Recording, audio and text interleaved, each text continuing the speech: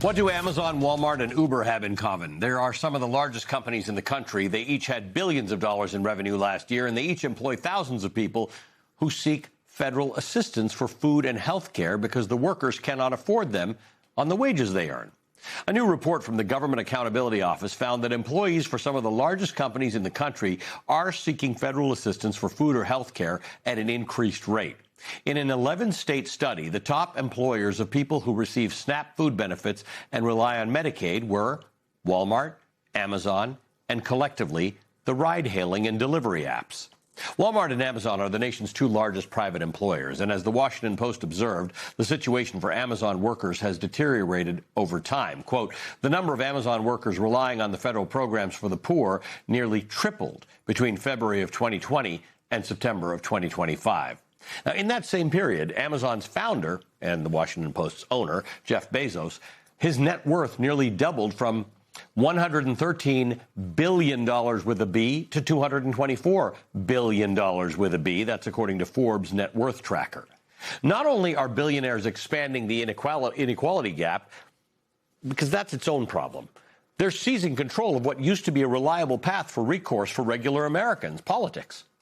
In an analysis of campaign spending during the 2024 cycle, the New York Times found that, quote, 300 billionaires and their immediate family members donated more than $3 billion, which was 19% of all political contributions in federal elections in 2024.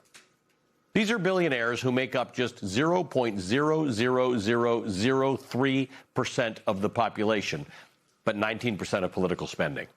Perhaps the most famous example of a billionaire, trillionaire takeover that we're talking about is Elon Musk himself, the world's richest man. He mustered his considerable resources to help elect President Trump in 2024. He was actually asked about his foray into politics in an interview this week. How do you, as you look back on that, do you regret getting so involved in politics? Do you think it was a good thing to do? I think I got a little too involved in politics, got carried away, frankly. Getting carried away is finishing a pint of ice cream in one sitting, or getting 20 McNuggets when you really only need two. Musk spent $290 million on the 2024 election between Donald Trump's campaign and his donations to other Republican candidates. And his money bought him a make-believe role in the White House with real consequences. DOJ's gutting of USAID has resulted, although the government will deny this consistently, resulted in 750 deaths. That's according to the Boston University estimate. Joining me now is Matt Stoller, Director of Research at the American Economic Liberties Project. He's the author of Goliath, the 100 Years' War Between Monopoly, Power, and Democracy. And Matt warns about this all this time. Matt, this is not a new story, but it is an accelerating story. It is wild, the political control that the billionaire class and the corporate class have in this country in a way that 25 years ago, maybe you could imagine it, but most people were not imagining. Yeah, I mean, Franklin Delano Roosevelt talked about what he called the informal economic government of the United States, which is really what he was struggling with during the New Deal. And I think that's what we're dealing with here. The level, it's not really wealth. We're not talking about, some money here or there or pieces of property. We're talking about society shaping amounts of wealth. So what FDR called princes of property, as opposed to just, owning a house or something like that. Matt, there are a lot of things going on here in this topic. One of them is that the wealthiest companies in the country, the ones that make the most money, have this disproportionate number of employees who can't make a living. There are lots and lots of Americans who are holding two jobs and in some cases 3 jobs. If you try and fix that, and you make the argument to fix it, and a few people have, and they've run in primaries and they've won, all of a sudden they get accused of being communists and socialists. In fact, most people think that the political parties are unfair, and most people think the system is unfair.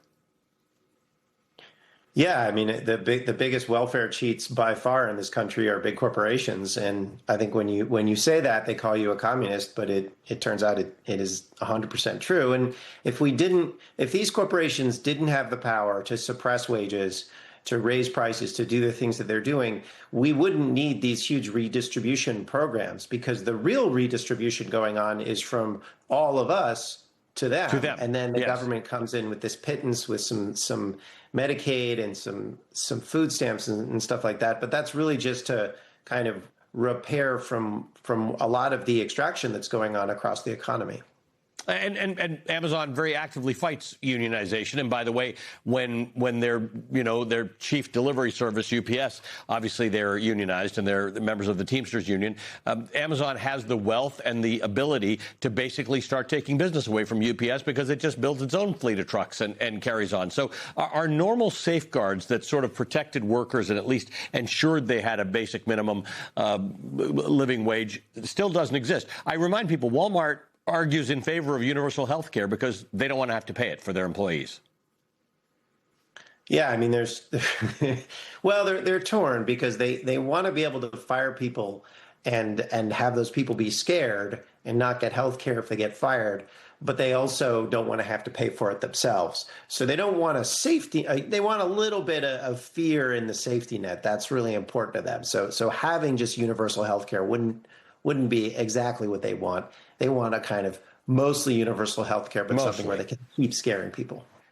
Interesting development in the Paramount Warner Brothers situation where a judge said the quiet part out loud, said, we're going to pause on this deal for a minute because it looks like it might have violated antitrust regulations. You've been screaming this from the top of the hills for a long time, that it's kind of weird when one group of people, one family controls that much media. It feels a little bit like Hungary or India or places like that.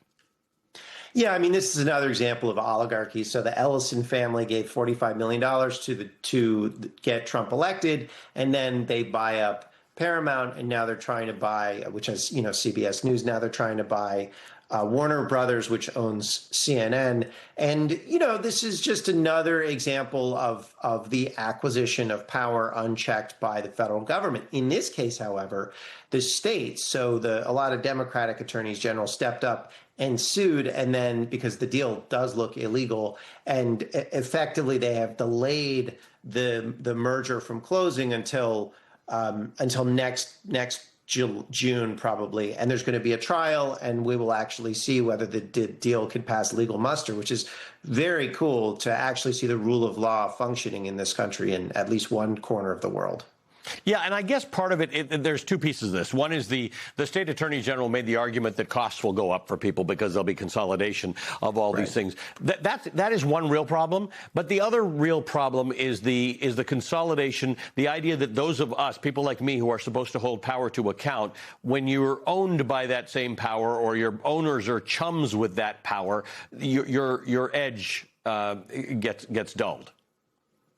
Yeah, I mean, it's a huge problem to take CBS and CNN and the Ellisons also own a chunk of TikTok and put that all into the hands of one family who are very close with the Trump administration. This is something that, Trump brags about regularly.